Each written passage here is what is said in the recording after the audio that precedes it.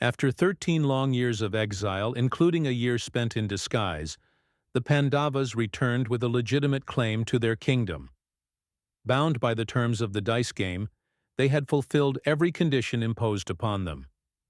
Now, with patience and righteousness, they sought to reclaim their rightful share. Not the entire kingdom, but just 5 villages. Yet their cousin, Duryodhana, consumed by pride and jealousy, refused to yield even an inch of land. To avoid a catastrophic war between families, sages and elders urged a final attempt at peace. The Pandavas chose none other than Lord Krishna, their friend, guide, and the very embodiment of Dharma, to act as their emissary. He accepted, knowing the importance of this moment. Though he was aware of the eventual fate, he still carried hope that truth might awaken even the most hardened hearts. When Lord Krishna entered Hastinapura, the city paused. All knew of his divinity, even those who doubted him. Kings, ministers, sages, and even the common folk gathered to witness the visit of the Yadava prince. The royal court, grand and austere, received him with ceremony, but not all hearts welcomed him with sincerity. Vidura, the wise minister and Lord Krishna's devotee, prepared a humble meal for him in his own home, where Lord Krishna chose to stay, rejecting the luxuries of the palace. On the appointed day, Lord Krishna stood before the Kuru elders, Bhishma, Drona, Kripa, Dhritarashtra, and Gandhari, along with Duryodhana and his brothers. He spoke calmly, laying out the Pandavas' case not as a demand, but as a plea for justice. He reminded them of the shared blood that bound the Kauravas and Pandavas, and of the destruction that war would bring. He asked not for a kingdom, but for 5 small villages, enough for each of the 5 brothers to live with dignity. The response was as tragic as it was arrogant. Duryodhana, unmoved by reason or righteousness, dismissed Lord Krishna's proposal. Blinded by his desire to see the Pandavas remain humiliated and landless, he proclaimed he would not yield even as much land as would fit the tip of a needle.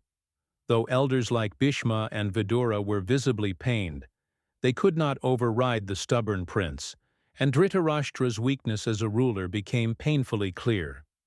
Seeing that peace would not be accepted, Duryodhana hatched a darker plan.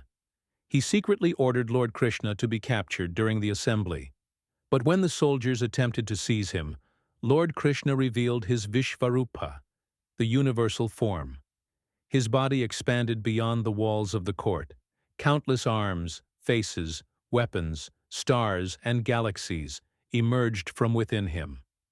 In that moment, time itself stood still. The Kaurava court was forced to confront divinity in its purest form.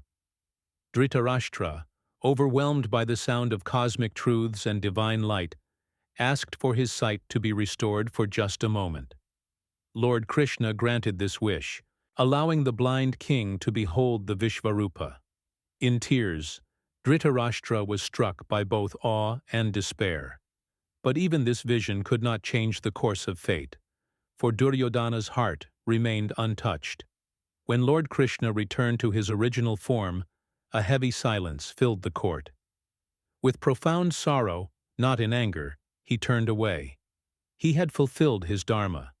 He had pleaded, reasoned, warned, and even shown the infinite cosmos. But free will was the law of this age, and the Kauravas had chosen their path. Lord Krishna returned to the Pandavas, not with peace, but with confirmation that war was now inevitable. And so, with that one final mission, the last door to peace was closed, and the march to Kurukshetra began. Lord Krishna would not pick up a weapon in the war, but he would become the charioteer of Arjuna, the voice of the Bhagavad Gita, and the anchor of Dharma amidst chaos. But history would remember. Before the thunder of conchis and clash of steel, the Lord had offered peace, with folded hands and a heart full of compassion. If you enjoyed this story, don't forget to like, share, and subscribe to Mythology Medley.